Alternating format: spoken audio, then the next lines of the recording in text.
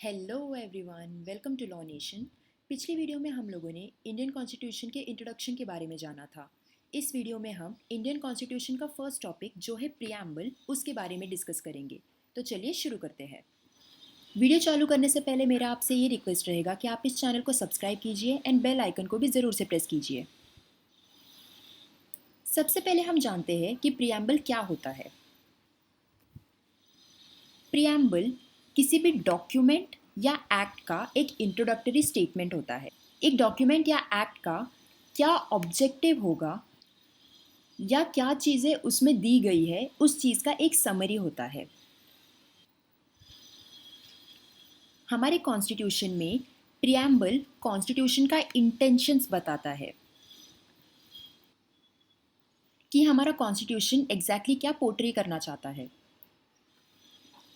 N.A. Palkhivala, जो हमारे economist and Indian jurist थे, उन्होंने प्रियम्बल को as an identity card of the constitution कहा था।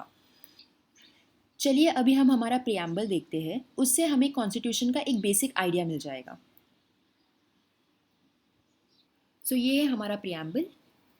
इसमें लिखा है we the people of India. इसका मतलब ये जो कॉन्स्टिट्यूशन है वो कोई और नहीं, सिटीजन्स ऑफ इंडिया के द्वारा बनाया गया है। मतलब हमने ये कॉन्स्टिट्यूशन बनाया है।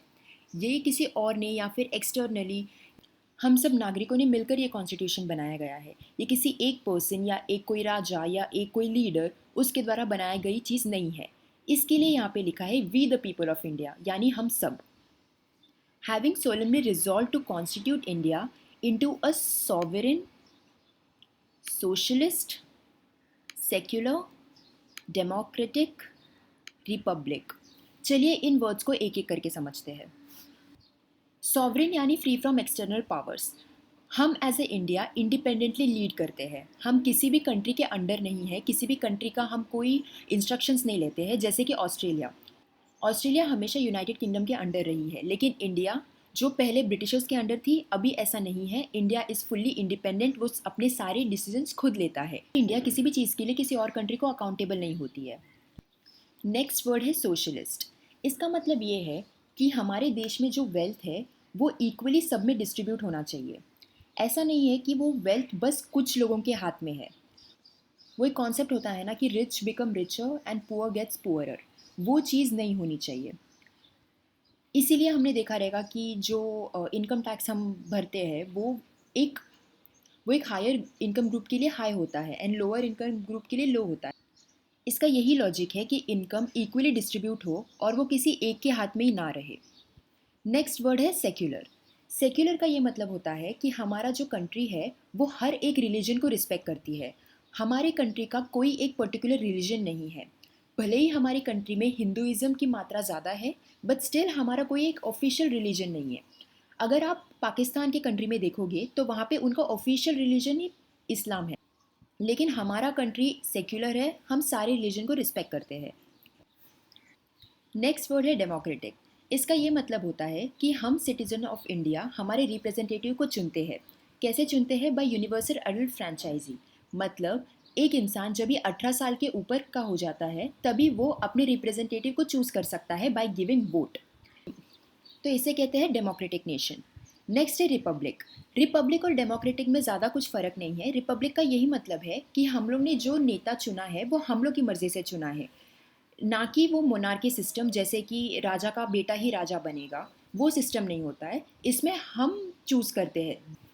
The representatives are elected by the people and to secure to its all citizens justice.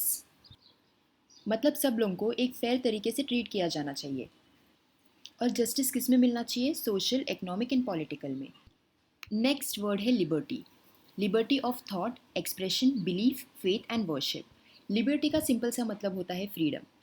लेकिन हमारे सिटीजन्स को लिबर्टी हर चीज़ की नहीं दी गई है। लिबर्टी काफ़ी लिमिटेड है, जैसे कि उनके थॉट्स में है, एक्सप्रेशन में है, बिलीफ में है, फेथ में है एंड वर्शिप में है। नेक्स्ट वर्ड है equality. Equality of status and of opportunity and to promote amongst them all. Equality का सिंपल सा यही मतलब होता है कि सारे ईच एंड एवरी सिटीजन्स को इक्वली ट्रीट किया जाएगा एंड उनको उनके रिलीजन, कास्ट, कलर, जेंडर के ऊपर डिस्क्रिमिनेट नहीं किया जाएगा। नेक्स्ट वर्ड है फ्रेटर्निटी। फ्रेटर्निटी का मतलब होता है वननेस, भाईचारा। Fraternity assuring the dignity of the individual and the unity and integrity of the nation. अभी हमारे इंडिया में काफ़ी सारे कल्चर्स है, काफ़ी सारे लैंग्वेजेस है, काफ़ी सारे स्टेट्स है, लेकिन फिर भी हम सब सिटीजन्स ऑफ इंडिया में एक भाईचारा है, एक वननेस है। We all are the citizens of India and not a citizens of particular state. In our Constituent Assembly, this 26th day of November 1949, do hereby adopt, enact and give ourselves this Constitution. हम लोग ने पिछली video में पढ़ा था कि 26 नवंबर 1949 को हमारा कॉन्स्टिट्यूशन अडॉप्ट किया गया था, लेकिन वो फोर्स में कब लाया गया था? 26 जनवरी 1950 को। तो ये कुछ डेट्स है जो आपको याद रखने पड़ेंगे and exam point of view के लिए भी काफ़ी इंपॉर्टेंट है। तो ये थे कुछ इंपॉर्टेंट वर्ड्स प्रियम्बल के जो मैंने अभी एक्सप्लेन किए हैं। चलिए अभी प्रियम्बल से रिलेटेड कुछ इंपॉर्टेंट पॉइंट्स हम लोग डिस्कस कर लेते हैं।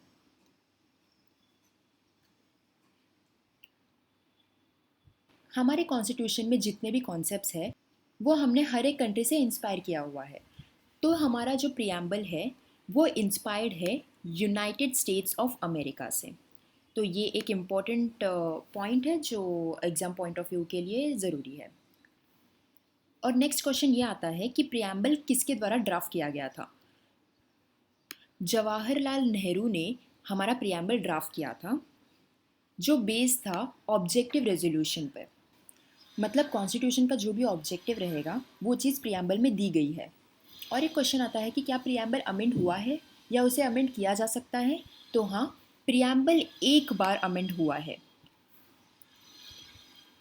और ये अमेंड कब किया गया था? 1976 में 42nd कॉन्स्टिट्यूशनल अमेंडमेंट के द्वारा। और तभी ये 3 टर्म्स ऐड की गई थी, सोशलिस्ट, सेक्युलर एंड इंटीग्रिटी। ये एक बहुत ही इम्पॉर्टेंट पॉइंट है, ये एग्ज़ाम में पूछा जा सकता है। और एक नेक्स्ट क्वेश्चन है कि क्या प्रियम्बल को अमेंड किया जा सकता है? तो so the answer is yes.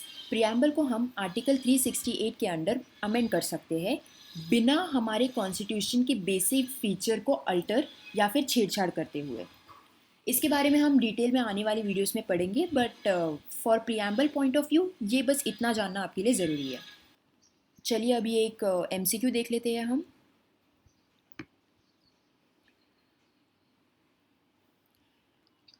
इसका आंसर आप मुझे कमेंट सेक्शन में बता सकते हो। अगर आपको इसका आंसर ना आए तो आप मुझे कमेंट सेक्शन में पिंग कर सकते हो, मैं आपको इसका आंसर दे दूँगी। तो ये था हमारा आज का वीडियो। आई होप आपको प्रियम्बल के बारे में सब कुछ समझ गया होगा, सब क्लियर हो गया होगा। अगर आपको स्टिल प्रियम्बल के रिलेटेड कुछ डाउट्स है तो आप मुझे कमेंट सेक्शन में बता सकते हो, मैं आपके डाउट्स क्लियर कर दूँगी। एंड अगर आपको ये वीडियो अच्छा लगा हो तो आप इस वीडियो को प्लीज़ लाइक कीजिए एंड अपने फ्रेंड्स एंड फैमिली के साथ शेयर कीजिए। एंड प्लीज़ मेरे चैनल को सब्सक्राइब कीजिए एंड बेल आइकन भी ज़रूर से प्रेस कर दीजिए। तो मिलते हैं अगले वीडियो में। Take care, bye bye.